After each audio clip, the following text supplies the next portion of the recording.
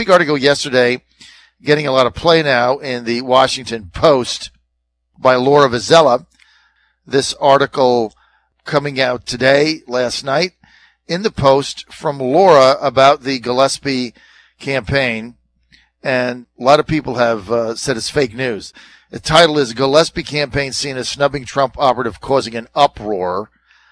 I read the piece numerous times. I was not involved in it, but I can tell you that based on everything that I had heard from people, Laura Vizella got it right.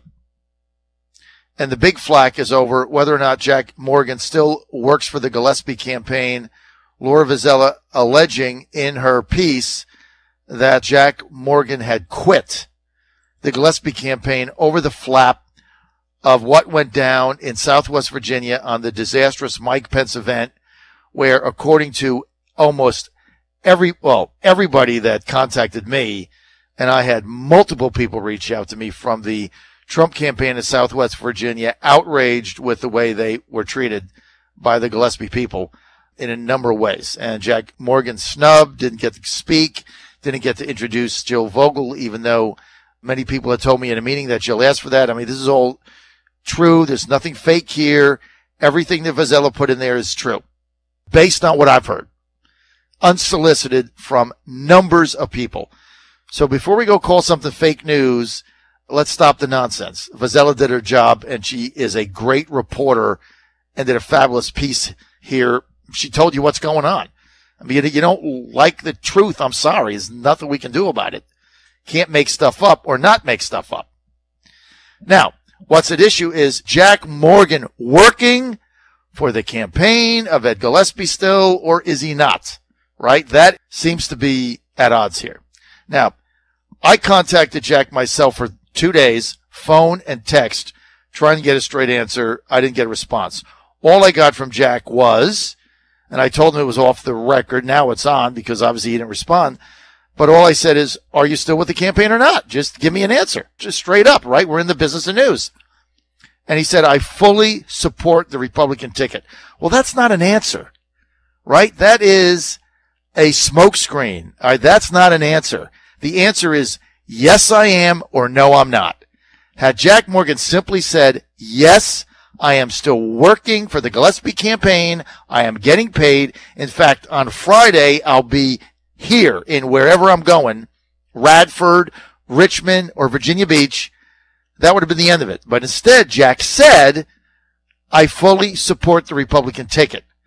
That is an evasive answer, therefore leading the reporter, in this case, Laura Vizella, a professional, leading her to take other sources who told her off the record that Jack had quit the Gillespie campaign over the flap in Southwest Virginia. So she took that on face value because Jack didn't deny it.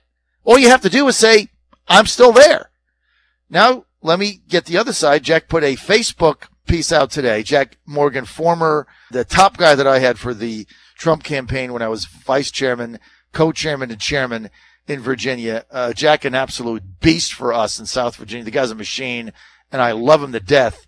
And we encouraged both the Gillespie and the Vogel campaign to hire Jack in Southwest Virginia after Gillespie won the nomination from Corey Stewart.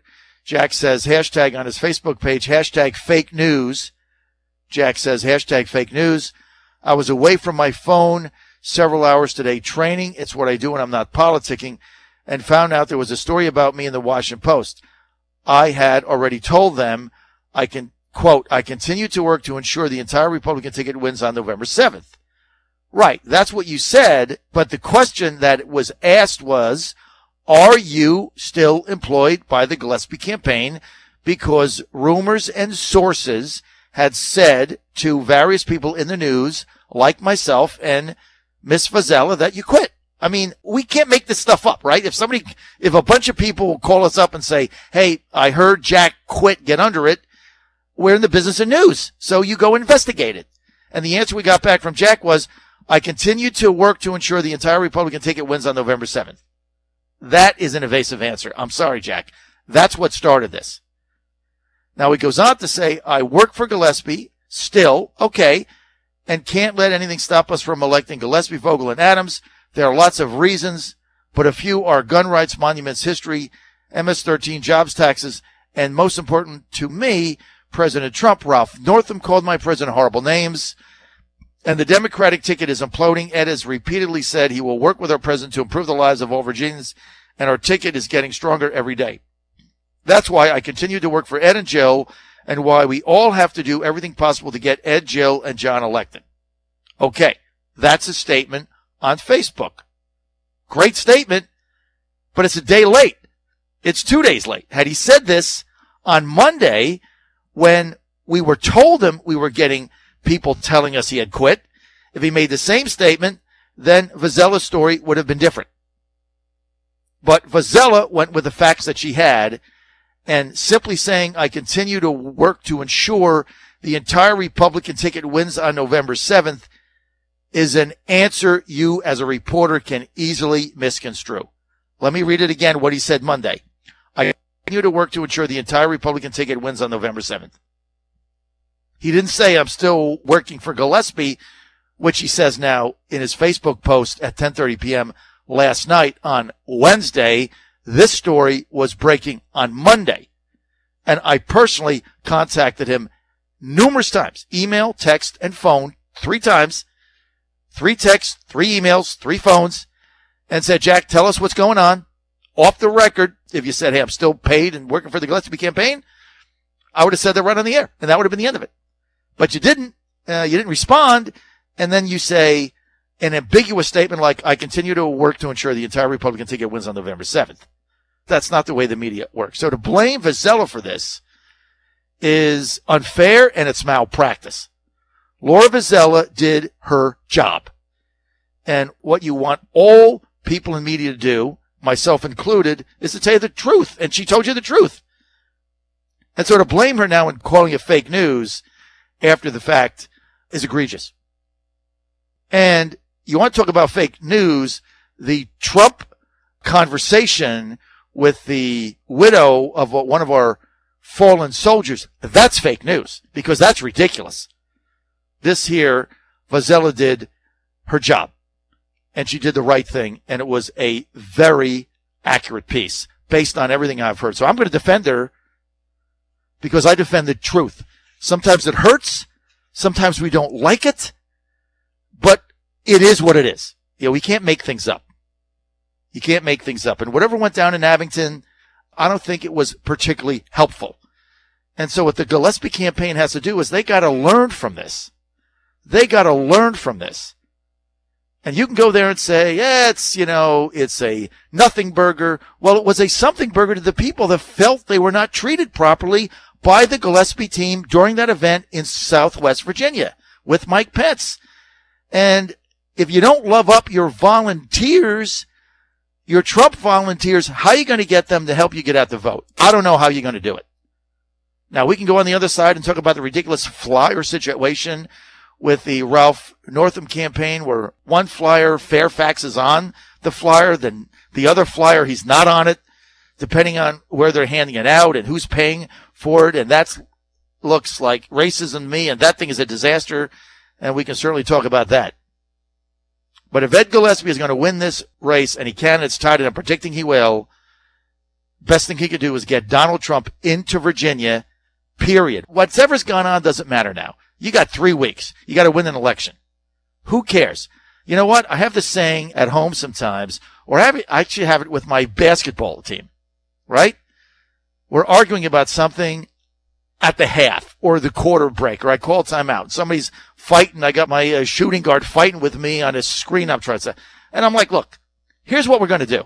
We're going to execute my play right here, right now. And then when the game is over, then we'll fight. Then we'll go and we'll shut the door. We'll all fight. But we're not going to fight now. Right now, we're going to win a game.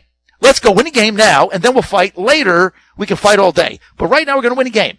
So we can all fight later, but you got to win a game, and you win the game right now by picking up the phone, calling up the White House, and begging the president to come to Virginia in the final days to get out the vote so that you can win an election. That's how you win. You'll fight later. Win now. Northam, on the other hand, has got Obama coming to Richmond tonight in his first appearance. This is huge. He's on, I think, At 6:30 it starts, and the festivity starting comes on at 7 p.m. They're going to have a huge crowd in Richmond. I believe it's at the convention center down there, which is basically the armpit of convention centers in America. Thing ought to be shut down. And if you're going tonight, look out for rats.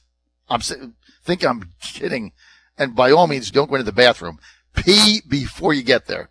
Place is gross. But I've been there many times. It's the only game in town. Obama's coming there. They're going to have a huge crowd. And look, he's going to get a turnout. President Obama is loved by many Democrats, especially those in the African American community. They love him and they revere him, and he is a former president. And this is his first big thing coming out since the election, and it's going to be huge. And so the Northam campaign, realizing that they're in the final weeks here, they've got to do what they can to inspire their base to come out. Well, the Republicans have to counter that and do something. And Jill Vogel can't do it by herself. So whatever is going on between the president and Gillespie and his consultants making $30,000 a month that can't win an election to save their life. And by the way, if they lose, then they'll charge $35,000. I mean, these consultants in the Republican Party are ridiculous. The more races they lose, the more money they make. It's a system that is anti-capitalist. It's like nothing I've ever seen. You win by losing. I don't know how they do this.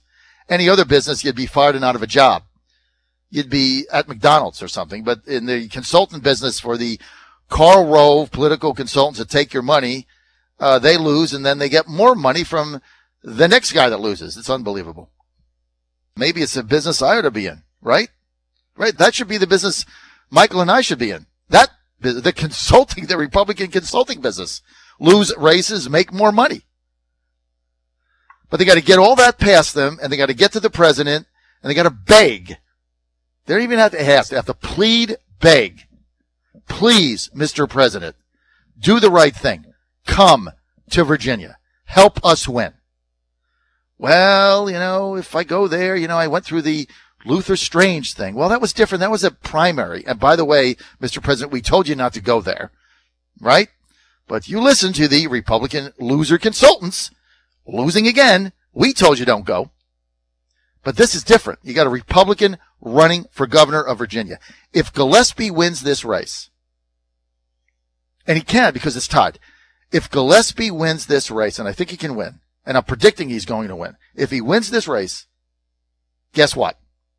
The entire Democratic midterm narrative in 2018 is turned on its head. The entire narrative of here's the trend, Democrats are going to take over, there's an anti-Trump movement, it's huge, it's big, it's pink hats, it's all coming, all the activists are coming out. Trump's going to lose the House. He's going to lose the Senate. He's going to be impeached. It's a disaster. He's not going to get anything done. If Gillespie wins, what are they going to say? Well, let's see. There's not a meaningful election since Trump got elected that the Democrats have actually won. So it alters their entire narrative going into 2018. Plus, it's a good thing for Virginia because he'd be a better governor. And he's a good guy, and he's got great policies, and he is who he is. Ed is who he is. He's authentic. Well, Ed doesn't inspire me. Okay, well, so what? You don't have to be inspired to win. He'll be a great governor. Does Ralph Northam inspire you? You don't even know what the hell he stands for from day to day. His consultants got him twisted 5 ways into a Swiss pretzel. Now he's the progressive icon of all time. First Democrat Ralph Northam ever voted for in his life was Ralph Northam.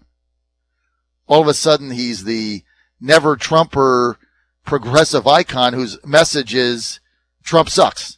Vote for me. Well, he just put a new ad out that says, well, he only sucks a little bit. I mean, that's his ad. Oh, by the way, he doesn't like Ivanka Trump either. Vote for me. I don't like any of the Trumps. I should be your governor. That's his entire message. Gillespie, on the other hand, has a very set of detailed plans. Just go to his website. Might not like everything he does, but he'd be a great governor. Plus, it changes the entire narrative. So get on the phone, knock it off, Go fight your fights later. I don't really care what they are. Get on the phone, get to the White House political office, and beg them, to send the president so you can win the election. The Democrats have a 7-game statewide winning streak. If they sweep again, Virginia becomes New Jersey. So knock it off. Forget your fights. Forget what consultants got juice and who's got what and who talks to Nick Ayers. Forget all this nonsense. Pick up the phone, get to the White House, and beg the president to come to Southwest Virginia or Virginia Beach or Norfolk, and Ed Gillespie will win this election if he can get the Trump base out, because Trump got 1.8 million votes in November. Yes, we lost by 4%, but he got 1.8 million. Where did that come from? Came from somewhere, and they're out there. But if you don't inspire them and you don't get the president, they're not going to come out. Mike Pence, not going to do it. Got 400 people out to Abington. Snooze fest. George Bush, great. Raise some money. Doesn't matter. Breitbart. Nobody in Southwest Virginia pays attention to that. Trust me. Got to get the president out, Ed. Get it done, man. Get it done. Get it done and you win. Don't get it done, you lose. I mean, it's simple. This is not rocket science. It is a very simple mathematical equation. Bring the president to Virginia, you're governor. Don't bring the president to Virginia, you go home. That's it. Done. Very easy. You got a phone, it dials out. Pick it up.